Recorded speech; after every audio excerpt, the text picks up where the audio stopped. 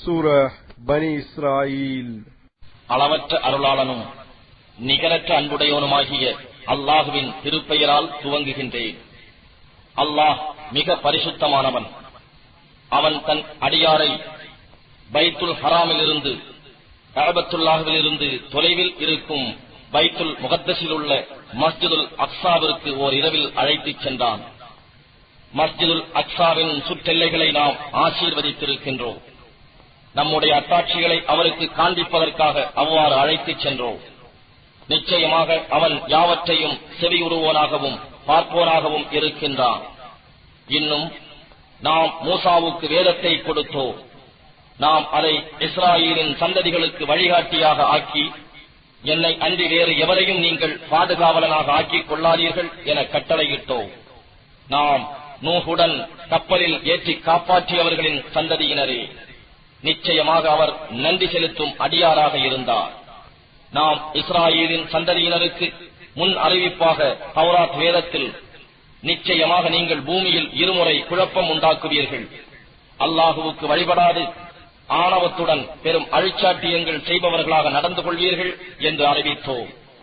எனவே இரண்டில் முதலாவது வாக்குறுதி நிறைவேறும் காலம் வந்தபோது உங்களுக்கு எதிராக போரில் கொடிய வலிமையுடைய நம் அடியார்களை ஏவிவிட்டோம். அவர்கள் உங்கள் வீடுகளில் புகுந்து உங்களையும் உங்கள் பொருள்களையும் தேடி அழித்து விட்டார்கள். இவ்வாறு முதல் வாக்குறுதி நிறைவேறியது. பின்னர் அவர்கள் மீது வெற்றியடையும் வாய்ப்பை உங்கள்வால் திருப்பினோம். ஏராளமான பொருள்களையும் புதல்வர்களையும் தந்தது கொண்டு உங்களுக்கு உதவி செய்து உங்களை திரளான கூட்டத்தினராகவும் ஆக்கினோம். எனவே உங்கள் செயல்களை அழகாக்கி நீங்கள் நன்மை செய்தால் உங்களுக்கே நன்மை செய்து கொண்டவராவீர்கள். அவ்வாறே நீங்கள் தீமை செய்தால் அதுவும் உங்களுக்கே தீமையாகும் என்றும் அதில் கூறினோம். எனினும் இதை புறக்கணித்து அக்கிரமம் செய்யலாயினர். எனவே இறுதி வாக்குறுதி நிறைவேறும் காலம் வந்தபோது உங்களுடைய முகங்கள் பகைவர்களின் அழிச்சாட்டியங்களினால் பெரும் சோகமடையவும், முந்திய தடவை பள்ளிவாசலில் நுழைந்தவாறே நுழைந்து எவை வெற்றி பெறப்பட்டனவோ அவற்றையெல்லாம் பெரும் அழிவோடு அழித்து நாசமாக்குவோரை உங்கள் மீது ஏவினோ. இதன் பின்னரும் நீங்கள் திரும்பிக் கொண்டால் உங்கள் இறைவன் உங்கள் மீது கருணை புரிய போதும். ஆனால் நீங்கள் பாவத்தின் பக்கமே திரும்புவீர்களானால் நாமும் முன்போல் தண்டிக்க திரும்புவோம். மேலும் காபிர்களுக்கு ஜஹன்னம் எனும் நரகத்தை சிறைச்சாலையாக ஆக்கி வைத்துள்ளோம். நிச்சயமாக இந்த குர்ஆன் முற்றிலும் நேராக இருக்கும் நல்வழியை காட்டுகிறது. அன்றியும் அல்லாஹுவுக்கு இசைவான நற்கர்மங்கள் செய்து வரும் மோமீன்களுக்கு நிச்சயமாக மிக பெரும் நற்கூலி உண்டு என்றும் நன்மாராயம் கூறுகிறது. மேலும் எவர்கள் மறுமை நாள் மீது நம்பிக்கை கொள்ளவில்லையோ அவர்களுக்கு நிச்சயமாக நாம் நோவினை தரும் வேதனையை சித்தப்படுத்தி இருக்கிறோம். மனிதன் நன்மைக்காக பிரார்த்தனை செய்வது போலவே சில சமயம் தீமைக்காகவும் பிரார்த்திக்கின்றான். ஏனென்றால் மனிதன் அவசரக்காரனாக இருக்கின்றான். இரவையும் பகலையும் நாம் இரண்டு அத்தாட்சிகளாக ஆக்கினோம். பின்னர் இரவின் அத்தாட்சி மங்கி இருளாகிடச் செய்தோம். உங்கள் இறைவனுடைய அருட்கொடையை நீங்கள் தேடிக் கொள்வதற்காகவும், ஆண்டுகளில் எண்ணிக்கையையும் கணக்குகளையும் நீங்கள் அறிந்து கொள்வதற்காகவும் பகலின் அத்தாட்சியை பிரகாசமாக்கினோம். மேலும் நாம் ஒவ்வொரு பொருளையும் தெளிவாக விவரித்திருக்கிறோம். ஒவ்வொரு மனிதனுடைய செயல் குறிப்பையும் அவனுடைய கழுத்தில் நாம் மாட்டியிருக்கிறோம். நாம் அவனுக்கு கியாம நாளில் அவனுடைய பட்டோலையை அவன் பார்ப்பதற்காக திறக்கப்பட்ட புத்தகமாக அதை வெளியாக்குவோம். நீ உன் புத்தகத்தை படித்துப் பார். இன்று உனக்கு எதிராக உன்னுடைய ஆத்மாவே கணக்கு அதிகாரியாக இருக்க போதும் என்று அப்போது நாம் கூறுவோம். எவன் நேர்வழியில் செல்கின்றானோ அவன் தன்னுடைய நன்மைக்காகவே நேர்வழியில் செல்கிறான். எவன் வழிகேட்டில் செல்கின்றானோ அவன் தனக்கே கேடு செய்து கொண்டான். நிச்சயமாக ஒருவனுடைய பாவச்சுமையை மற்றொருவன் சுமக்க மாட்டான். நம் தூதரை அனுப்பாத வரையில் எவரையும் நாம் வேதனை செய்வதில்லை. நாம் ஓர் ஊரை அதன் தீமையின் காரணமாக அழிக்க நாடினால் அதில் உள்ள வசதியான சுகவாசிகளை நேர்வழியை பின்பற்றி வருமாறு நாம் ஏவுவோம். ஆனால் அவர்களோ நம் ஏவலுக்கு கட்டுப்படாமல் வரம்பு மீறி நடப்பார்கள். அப்போது அவ்வூரின் மீது வேதனை பற்றிய நம் வாக்கு உண்மையாகி விடுகிறது. அப்பால் நாம் அதனை அடியோடு அழித்து விடுகிறோம். நூஹுக்கு பின் நாம் எத்தனை தலைமுறையினரை நாம் அழித்திருக்கின்றோம். இன்னும் தன் அடியார்களின் பாவங்களை நன்கு அறிந்தவனாகவும் கூர்ந்து நோக்குபவனாகவும் இருப்பதற்கு ரப்பு போதுமானவன். எவர்கள் மறுமையை புறக்கணித்தும் விரைவில் அழியும் இவ்வாழ்க்கையை விரும்புகிறார்களோ அவர்களில் நாம் நாடியவர்களுக்கு நாம் நாடுவதை இவ்வுலகிலேயே விரைந்து கொடுத்து விடுவோம். பின்னரோ அத்தகையவருக்காக நாம் ஜஹன்ன நரகத்தை சித்தப்படுத்தி வைத்திருக்கிறோம். அதில் அவர் அழிக்கப்பட்டவராகவும் சபிக்கப்பட்டவராகவும் நுழைவர். இன்னும் எவர் மறுமையை நாடி அதற்காக தக்க பிரயாசையுடன் மோமீனாகவும் இருந்து முயல்கின்றாரோ அத்தகையவர்களின் முயற்சி அல்லாஹ்விடத்தில் நற்கூலிக்கு உரியதாக ஏற்றுக்கொள்ளப்படும். இம்மையை விரும்புகிறவர்களுக்கும் மறுமையை ஆசிக்கும் மற்றவர்களுக்கும் இறைவன் தன் கொடையை கொண்டே உதவி செய்கிறான். ஏனெனில் இறைவனுடைய கொடை எவரை விட்டும் விலக்கப்பட்டதாக இல்லை. நபியே, நாம் எவ்வாறு எவர்களில் சிலரை விட இம்மையில் மேன்மைப்படுத்தி இருக்கிறோம் என்பதை நீர் கவனிப்பீராக. எனினும் மறுமை வாழ்க்கை பதவிகளிலும் மிகப் பெரியது, மேன்மையிலும் மிகப் பெரிதாகும். அல்லாஹுவுடன் மற்றோர் ஆண்டவனை நீர் இணையாக்க வேண்டாம். அப்படி செய்தால் நீர் பழிக்கப்பட்டவராகவும் உதவி அற்றவராகவும் அமைந்து விடுவீர். அவனை அன்றி வேறு எவரையும் நீர் வணங்கலாகாது என்றும் பெற்றோருக்கு நன்மை செய்ய வேண்டும் என்றும் உம்முடைய ரப்பு விதித்திருக்கின்றான். இருவரில் ஒருவரோ அல்லது அவர்கள் இருவருமோ உம்மிடத்தில் நிச்சயமாக முதுமையடைந்து விட்டால் அவர்களை சீ என்று சடைந்தும் சொல்ல வேண்டாம். இருவரையும் உம்மிடம் இருந்து விரட்ட வேண்டாம். இன்னும் இருவரிடமும் கனிவான கண்ணியமான பேச்சையே பேசுவீராக. இன்னும் இருவரிடமும் பணிவு என்னும் இறக்கையை தாழ்த்து பரிவுடன் நடந்து கொள்வீராக. மேலும் ரப்பே, நான் சிறு பிள்ளையாக இருந்தபோது என்னை பரிவோடு இருவரும் வளர்த்தது போல் நீயும் அவர்கள் இருவருக்கும் கிருபை செய்வாயாக என்றும் கூறி பிரார்த்திப்பீராக. பெற்றோரை நடத்துவது பற்றி உங்களுடைய உள்ளங்களில் இருப்பதை உங்களுடைய ரப்பு நன்கு அறிவான். நீங்கள் சாலிகானவர்களாக இறைவன் ஏவலுக்கு இசைந்து நடப்பவர்களாக இருந்தால் உளந்திருந்தி உங்களில் எவர் மன்னிப்பு கோருபவர்களுக்கு மன்னிப்பு கோருபவராக இருந்தாலும் அல்லாஹ் மிக மன்னிப்பவனாக இருக்கின்றான். இன்னும் உறவினருக்கு அவருடைய உரிமை பாத்தியதைகளை கொடுப்பீராக. மேலும் வழிபோக்கர்களுக்கும் அவர்களுக்கு உரியதை கொடுத்து விடுவீராக. வீணாக பொருளை விரயம் செய்யாதீர்கள். நிச்சயமாக விரயம் செய்பவர்கள் ஷைத்தான்களின் சகோதரர்களாவார்கள். ஷைத்தானோ தன்னுடைய ரப்புவுக்கே நன்றி கெட்டவனாக இருக்கின்றான். உம்மிடம் பொருள் இல்லாமல் அதற்காக நீர் உம்முடைய ரப்பின் ரஹ்மத்தை ஆதரவு வைத்து அதை எதிர்பார்த்திருக்கும் சமயத்தில் உம்மிடம் எவரேனும் எதுவும் கேட்டு அவர்களை நீர் புறக்கணிக்கும்படி நேரிட்டால் அப்போது அவர்களிடம் கனிவான அன்பான சொல்லையே சொல்வீராக. உலோபியை போல் எதுவும் வழங்காது கையை கழுத்தில் கட்டப்பட்டதாக்கிக் கொள்ளாதீர். அன்றியும் அனைத்தையும் செலவழித்து கையை ஒரே விரிப்பாக விரித்து விடாதீர். அதனால் நீர் நிந்திக்கப்பட்டவராகவும் கையில் எதுவும் இல்லாது துக்கப்பட்டவராகவும் அமைந்து விடுவீர். நிச்சயமாக உம்முடைய ரப்பு தான் நாடியவருக்கு விசாலமாக உணவு சம்பத்துக்களை வழங்குகிறான். தான் நாடியவருக்கு அளவாகவும் கொடுக்கிறான். நிச்சயமாக அவன் தன் அடியார்களின் ரகசிய பரசியங்களை நன்கு அறிந்தவனாகவும் பார்ப்பவனாகவும் இருக்கின்றான். நீங்கள் வறுமைக்கு பயந்து உங்களுடைய குழந்தைகளை கொலை செய்யாதீர்கள். அவர்களுக்கும் உங்களுக்கும் நாமே உணவை வாழ்க்கை வசதிகளையும் அளிக்கின்றோம். அவர்களை கொல்லுதல் நிச்சயமாக மிக பெரும் பிழையாகும். நீங்கள் விபச்சாரத்தை நெருங்காதீர்கள். நிச்சயமாக அது மானக்கேடானதாகும். மேலும் வேறு கேடுகளின் பக்கம் இழுத்துச் செல்லும் தீய வழியாகவும் இருக்கின்றது. கொலையை அல்லாஹ் விலக்கி இருக்க நீங்கள் எந்த மனிதனையும் நியாயமான காரணம் இன்றி கொலை செய்து விடாதீர்கள். எவரேனும் அநியாயமாக கொலை செய்யப்பட்டு விட்டால் அவருடைய வாரிசுக்கு பதிலுக்கு பதில் செய்வதிலோ அல்லது மன்னிக்கவோ நாம் அதிகாரம் கொடுத்திருக்கிறோம். ஆனால் கொலையின் மூலம் பதில் செய்வதில் வரம்பு கடந்துவிடக் கூடாது. நிச்சயமாக கொலை உண்டவரின் வாரிசு நீதியை கொண்டு உதவி செய்யப்பட்டவராவர். அனாதைகள் பிராயமடையும் வரை அவர்களின் பொறுப்பேற்றிருக்கும் நீங்கள் நியாயமான முறையில் அன்றி அவர்களுடைய பொருளை நெருங்காதீர்கள். இன்னும் நீங்கள் அல்லாஹ்விடமோ மனிதர்களிடமோ கொடுத்த வாக்குறுதியை நிறைவேற்றுங்கள். நிச்சயமாக அவ்வாக்குறுதி பற்றி தீர்ப்பு நாளில் உங்களிடம் விசாரிக்கப்படும். மேலும் நீங்கள் அளந்தால் அளவை பூர்த்தியாக அளவுங்கள். இன்னும் சரியான தராசை கொண்டு நிறுத்திக் கொடுங்கள். இதுவே நன்மையுடையதாகவும் முடிவில் பலன் தருவதில் அழகானதும் ஆகும். எதை பற்றி உமக்கு தீர்க்க ஞானம் இல்லையோ அதை செய்ய தொடர வேண்டாம். நிச்சயமாக மறுமையில் செவி புலனும் பார்வையும் இருதயமும் இவை ஒவ்வொன்றுமே அதனதன் செயல் பற்றி கேள்வி கேட்கப்படும். மேலும் நீர் பூமியில் பெருமையாய் நடக்க வேண்டாம். ஏனென்றால் நிச்சயமாக நீர் பூமியை பிளந்துவிட முடியாது, மலையின் உச்சி அளவுக்கு உயர்ந்து விடவும் முடியாது. இவை அனைத்தின் தீமையும் இறைவனிடத்தில் வெறுக்கப்பட்டதாக இருக்கிறது.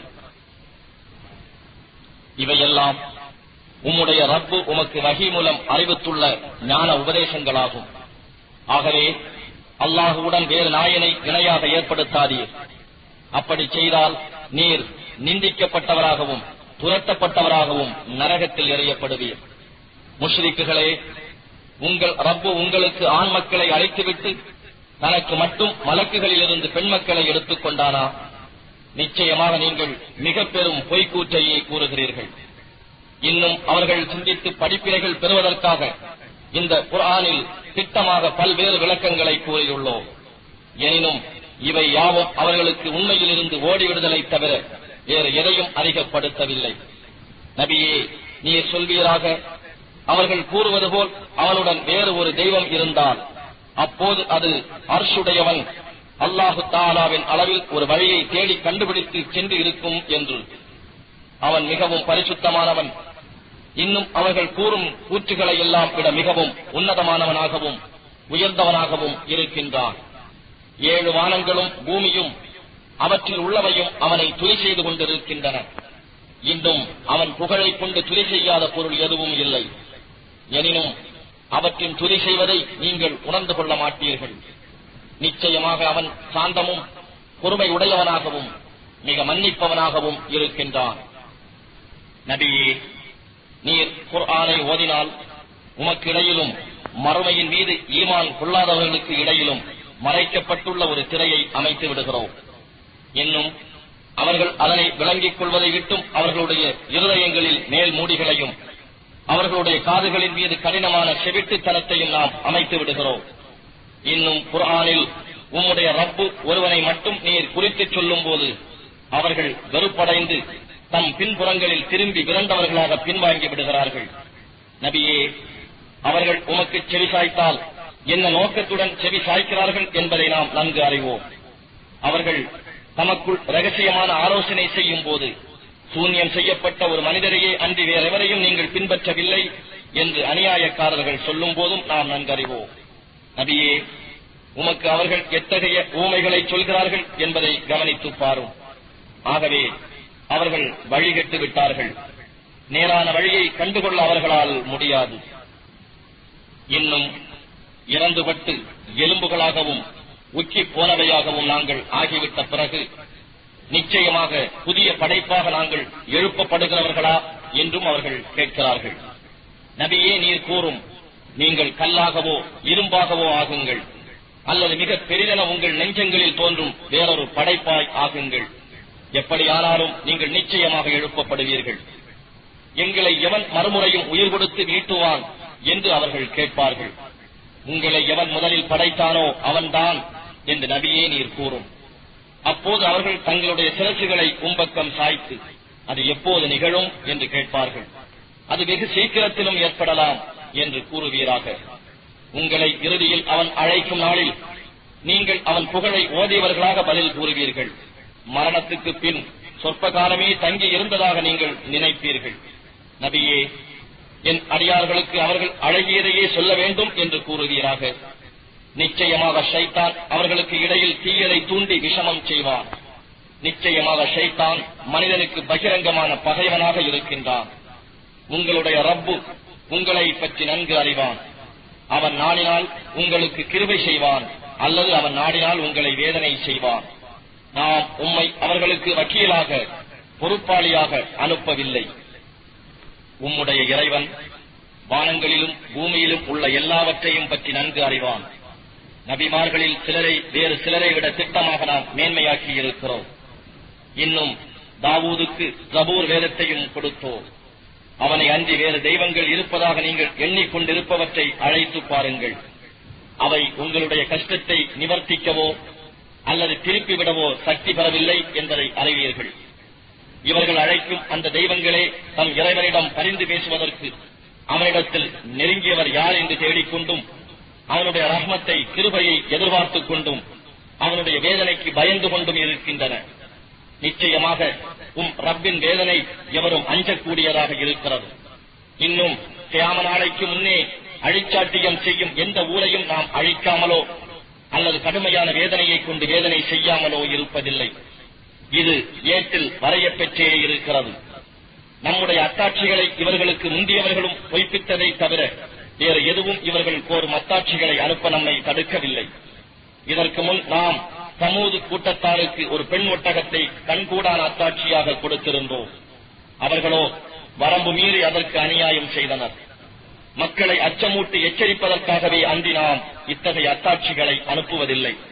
நபியே, நிச்சயமாக உம்முடைய ரப்பு மனிதர்களை சூழ்ந்து கொண்டிருக்கிறான் என்று உமக்கு கூறியதை நினைவு கூறுவீராக. தவிர நாம் உமக்கு காண்பித்த காட்சியும் சபிக்கப்பட்ட மரத்தை பற்றி நாம் குர்ஆனில் கூறியிருப்பதும் மனிதர்களுக்கு சோதனையாகவே அன்றி வேறில்லை. இன்னும் நாம் அவர்களை அச்சுறுத்துகின்றோம். ஆனால் இது அவர்களுடைய பெரும் அழிச்சாட்டியத்தையே அதிகரிக்க செய்கின்றது. இன்னும் நினைவு கூறுவீராக, நாம் மலக்குகளிடம் ஆதமுக்கு நீங்கள் சுஜூது செய்யுங்கள் என்று கூறிய போது இப்லீஸை தவிர அவர்கள் சுஜூது செய்தார்கள். அவனோ, களிமண்ணால் நீ படைத்தவருக்கா நான் சுஜூது செய்ய வேண்டும் என்று கூறினான். எனக்கு மேலாக கண்ணியப்படுத்திய இவரை பார்த்தாயா? நீ எனக்கு கியாம நாள் வரை அவகாசம் கொடுத்தால் நான் இவருடைய சந்ததியரில் சிலரை தவிர நிச்சயமாக மற்றெல்லோருக்கும் வழிகேடு என்னும் கடிவாளத்தை பூட்டி விடுவேன் என்று இப்லீஸ் கூறினான். நீ போய்விடு. அவர்களில் உன்னை பின்பற்றுபவர் இருந்தால் நிச்சயமாக நரகம்தான் உங்கள் அனைவருக்கும் கூலியில் நிரப்பமான கூலியாக இருக்கும். இன்னும் அவர்களில் இருந்து நீ எவரை வழிசருகச் செய்ய அவர்களை உன் கூப்பாட்டை கொண்டு வழிசருகச் செய். உன்னுடைய குதிரை படையையும் காலாட்படையையும் கொண்டு அவர்களை இழுத்துக்கொள். அவர்களுடைய செல்வங்களிலும் குழந்தைகளிலும் நீ கூட்டாக இருந்து கொள். அவர்களுக்கு பொய்யான வாக்குறுதிகளையும் கொடு என்றும் அல்லாஹ் கூறினான். ஆகவே ஷைத்தான் அவர்களுக்கு வாக்களிப்பதெல்லாம் வெறும் ஏமாற்றமே அன்றி வேறில்லை. நிச்சயமாக மோமீனான என்னுடைய அடியார்கள் மீது உனக்கு எந்த அதிகாரமும் இல்லை என்றும் அல்லாஹ் கூறினான். நபியே, அந்த என் நல்லடியார்களை காத்துக்கொள்ள உம்முடைய ரப்பு போதுமானவன். மானிடர்களே, உங்கள் ரப்பு இறைவன் எப்படிப்பட்டவன் என்றால், அவனுடைய அருட்கொடைகளை நீங்கள் தேடிச் சம்பாதித்துக் கொள்ளும் பொருட்டு கப்பலை அவனே கடலில் செலுத்துகிறான். நிச்சயமாக அவன் உங்கள் மீது மிக்க கிருபை உடையவனாகவும் இருக்கின்றான். இன்னும் கடலில் உங்களை ஏதேனும் துன்பம் தீண்டினால் அவனை அன்றி நீங்கள் தெய்வங்கள் என எவற்றை அழைத்துக் கொண்டிருந்தீர்களோ அவை யாவும் மறைந்துவிடும். எனினும் அல்லாஹ் உங்களை ஈடேற்றி கரையளவில் கொண்டு வந்து சேர்க்கும் பொழுது நீங்கள் அவனை புறக்கணித்து விடுகிறீர்கள். இன்னும் மனிதன் மகா நன்றி மறப்பவனாகவே இருக்கின்றான். கரை சேர்ந்தபின் அவன் உங்களை பூமியில் ஒரு புறத்தில் புதையும்படி செய்துவிட மாட்டான் என்றோ, அல்லது உங்கள் மீது கல் மாறி மண் மாறி பெய்யும் சூறாவளி காற்றை அனுப்ப மாட்டான் என்றோ அச்சம் தீர்ந்திருக்கிறீர்களா? பின்னர் நீங்கள் உங்களை பாதுகாப்போர் எவரையும் காண மாட்டீர்கள். அல்லது அவன் மீண்டும் ஒரு தடவை அக்கடலில் உங்களை மீளச் செய்து எல்லாவற்றையும் முறித்துத் தள்ளும் புயல் காற்றை உங்கள் மீது அனுப்பி நீங்கள் நன்றி மறந்து மாறு செய்ததற்காக உங்களை மூழ்கடித்து விட மாட்டான் என்றும் நீங்கள் அச்சம் தீர்ந்திருக்கிறீர்களா? அப்படி நேர்ந்தால் ஏன் இவ்விஷயத்தை அவ்வாறு செய்தோம் என நம்மை தொடர்ந்து உங்களுக்காக கேட்போர் எவரையும் காண மாட்டீர்கள். நிச்சயமாக நாம் ஆதமுடைய சந்ததியை கண்ணியப்படுத்தினோம். இன்னும் கடலிலும் கரையிலும் அவர்களை சுமந்து அவர்களுக்காக நல்ல உணவும் மற்றும் பொருள்களையும் அளித்து நாம் படைத்துள்ள படைப்புகள் பலவற்றையும் விட அவர்களை தகுதியால் மேன்மைப்படுத்தினோம். நபியே, நாம் எல்லா மக்களையும் அவரவர்களுடைய தலைவர்களுடன் அழைக்கும் நாளை நீர் நினைவூட்டுவீராக. அந்நாளில் எவருடைய செயல் குறிப்பு ஏடு அவருடைய வலக்கையில் கொடுக்கப்படுகிறதோ அத்தகைய நற்பேருடையவர்கள் தம் ஏடுகளை நிம்மதியுடன் படிப்பார்கள். இன்னும் அவர்கள் அணு அளவும் அநியாயம் செய்யப்பட மாட்டார்கள். யார் இம்மையில் நேர்வழி அடையா குருடனாக இருக்கிறானோ அவன் மறுமையிலும் நற்பேற்றை காணா குருடன்தான். இன்னும் அவன் நேர்வழியில் மிகவும் தவறியவனாவான். நபியே, இன்னும் நாம் உமக்கு வஹீ மூலம் அறிவித்தோமே, அதை விட்டும் அல்லாததை நம்மீது நீர் இட்டுக்கட்டி கூறும்படி உம்மை திருப்பிவிடவே அவர்கள் முனைந்தார்கள். அவ்வாறு நீர் செய்திருந்தால் உம்மை அவர்கள் உற்ற நண்பராகவும் எடுத்துக் கொண்டிருப்பார்கள். மேலும் நாம் உம்மை தக்கான பாதையில் உறுதிப்படுத்தி வைத்திருக்கவில்லை எனில் நீர் கொஞ்சம் அவர்கள் பக்கம் சாய்ந்து போயிருத்தல் கூடும். அவ்வாறு நீர் சாய்ந்திருந்தால் நீர் இவ்வாழ்நாளில் 2 மடங்கு வேதனையும் மரணத்தில் 2 மடங்கு வேதனையும் நுகருமாறு நாம் செய்திருப்போம். பின்பு நமக்கு எதிராக உமக்கு உதவியாளர் எவரையும் நீர் காண மாட்டீர். நபியே, உம்மை உம்முடைய பூமியிலிருந்து அடிபெயரச் செய்து அதை விட்டு உம்மை வெளியேற்றிவிட முனைகிறார்கள். ஆனால் அவர்களோ உமக்கு பின்னர் சொற்ப நாட்களே அன்றி அங்கு தங்கியிருக்க மாட்டார்கள். இடமாக உமக்கு முன்னர் நாம் அனுப்பிய நம் தூதர்களை பொறுத்தும் இது வழிமுறையாக இருந்து வந்தது. நம்முடைய இவ்வழிமுறையில் எந்த மாற்றத்தையும் நீர் காண மாட்டீர். நபியே, சூரியன் உச்சியில் சாய்ந்ததில் இருந்து இரவின் இருள் சூழும் வரை தொழுகையை நிலைநிறுத்துவீராக. இன்னும் ஃபஜ்ருடைய தொழுகையையும் நிலைநிறுத்துவீராக. நிச்சயமாக ஃபஜ்ர் தொழுகை நேரிடையான நன்மைகளுக்கு சான்று கூறுவதாக இருக்கிறது. இன்னும் இரவில் ஒரு சிறு பகுதியில் உமக்கு நஃபிலான தஹஜ்ஜத் தொழுகையை தொழுது வருவீராக. இதன் பாக்கியத்தினால் உம்முடைய இறைவன் மகாமன் மஹமூதா என்னும் புகழ்பெற்ற தலத்தில் உம்மை எழுப்ப போதும். அன்றியும் இறைவனே, மதீனாவில் நான் பிரவேசிப்பது சத்திய வாயில் வழியாக நல்ல முறையில் இருக்குமாறு என்னை பிரவேசிக்கச் செய்வாயாக. அதுபோன்றே மக்காவினின்று நான் வெளியேறுவதும் சத்திய வாயில் வழியாக நல்ல முறையில் என்னை வெளியேறச் செய்வாயாக. இன்னும் உன்னிடம் இருந்து உதவி செய்யப்பட்டதாகிய அதிகாரத்தை எனக்கு ஏற்படுத்தி தருவாயாக என்று பிரார்த்திப்பீராக. நபியே, இன்னும் சத்தியம் வந்தது, அசத்தியம் அழிந்தது. நிச்சயமாக அசத்தியமானது அழிந்து போவதே ஆகும் என்று கூறுவீராக. இன்னும் நாம் மோமியன்களுக்கு ரஹ்மத்தாகவும் அருமருந்தாகவும் உள்ளவற்றையே குர்ஆனில் படிப்படியாக இறக்கி வைத்தோம். ஆனால் அக்கிரமக்காரர்களுக்கோ இழப்பை தவிர வேறெதையும் இது அதிகமாக்குவதில்லை. நாம் மனிதனுக்கு அருட்கொடைகளை வழங்கினால் அவன் நன்றி செலுத்தாமல் புறக்கணித்து தோளை உயர்த்தி பெருமை கொள்கிறான். அவனை ஏதேனும் ஒரு தீங்கு தொடுமானால் அவன் நிராசை கொண்டவனாகி விடுகிறான். நபியே, நீர் கூறுவீராக, ஒவ்வொருவனும் தன் வழியிலேயே செயல்படுகிறான். ஆனால் நேரான வழியில் செல்பவர் யார் என்பதை உங்கள் ரப்பு நன்கு அறிவான். நபியே, உன்னிடம் ஆத்மாவை பற்றி அவர்கள் கேட்கிறார்கள். ரூஹ் என் ரப்புடைய கட்டளையில் இருந்தே உண்டானது. இன்னும் ஞானத்திலிருந்து உங்களுக்கு அளிக்கப்பட்டது மிக சொற்பமே அன்றி வேறில்லை என கூறுவீராக. நபியே, நான் நாடினால் உமக்கு நாம் வகையாக நாம் அறிவித்ததை குர்ஆனை போக்கி விடுவோம். பின்னர் நமக்கு எதிராக உமக்கு பொறுப்பேற்கக்கூடிய எவரையும் நீர் காண மாட்டீர். ஆனால் உம் இறைவனுடைய ரஹ்மத்தை தவிர இவ்வாறு நிகழாமல் இருப்பதற்கு வேறெதுவும் இல்லை. நிச்சயமாக உம் மீது அவருடைய அருட்கொடை மிக பெரிதாகவே இருக்கிறது. இந்த குர்ஆனை போன்ற ஒன்றை கொண்டு வருவதற்காக மனிதர்களும் ஜின்களும் ஒன்று சேர்ந்து முயன்று அவர்களில் சிலருக்கு உதவி புரிபவர்களாக இருந்தாலும் இது போன்ற ஒன்றை அவர்கள் கொண்டு வர முடியாது என்று நபியே நீர் கூறும். நிச்சயமாக இந்த குர்ஆனில் மனிதர்களுக்காக சகல விதமான உதாரணங்களையும் மிகவும் தெளிவாக விவரித்துள்ளோம். எனினும் மனிதர்களில் மிகுதியானவர்கள் இதை நிராகரிக்காது இருக்கவில்லை. இன்னும் அவர்கள் கூறுகிறார்கள், நீர் எங்களுக்காக பூமியில் இருந்து ஓர் நீரூற்றை பீரிட்டு வரும்படி செய்யும் வரையில் உம்மீது நாங்கள் நம்பிக்கை கொள்ள மாட்டோம். அல்லது பேரீச்சை மரங்களும் திராட்சை கொடிகளும் நிரப்பியுள்ள தோட்டம் ஒன்று உமக்கு இருக்க வேண்டும். அதன் நடுவே ஆறுகளை நீர் ஒலித்தோடச் செய்ய வேண்டும். அல்லது நீர் எண்ணுவது போல் வானம் துண்டு துண்டாக இடிந்து எங்கள் மேல் விழச் செய்யும் வரை அல்லது அல்லாஹ்வையும் மலக்குகளையும் நமக்கு முன் நேருக்கு நேராக கொண்டு வந்தாலன்றி, அல்லது ஒரு தங்க மாளிகை உமக்கு இருந்தாலன்றி உம்மீது நம்பிக்கை கொள்ள மாட்டோம்.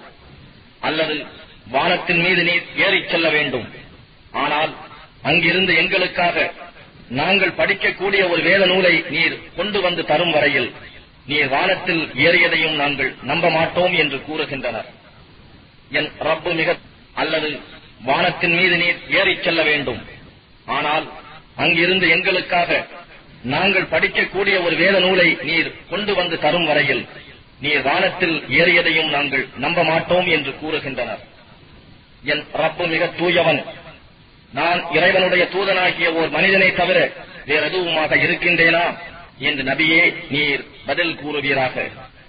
மனிதர்களிடம் நேர் வழிகாட்டி வந்தபோது ஒரு மனிதரையா அல்லாஹ் தன் தூதராக அனுப்பினான் என்று கூறுவதை தவிர அவர்கள் ஈமான் கொள்வதை வேற எதுவும் தடுக்கவில்லை. நபியே நீர் கூறும், பூமியில் மலக்குகளே வசித்து இருந்து அதில் அவர்களே நிம்மதியாக நடமாடிக் கொண்டிருந்தால் நிச்சயமாக நாம் அவர்களிடம் ஒரு மலக்கையே வானத்திலிருந்து நம் தூதராக இறக்கி வைப்போம் என்று. எனக்கிடையிலும் உங்களுக்கு இடையிலும் சாட்சியாக இருக்க அல்லாஹ்வே போதுமானவன்.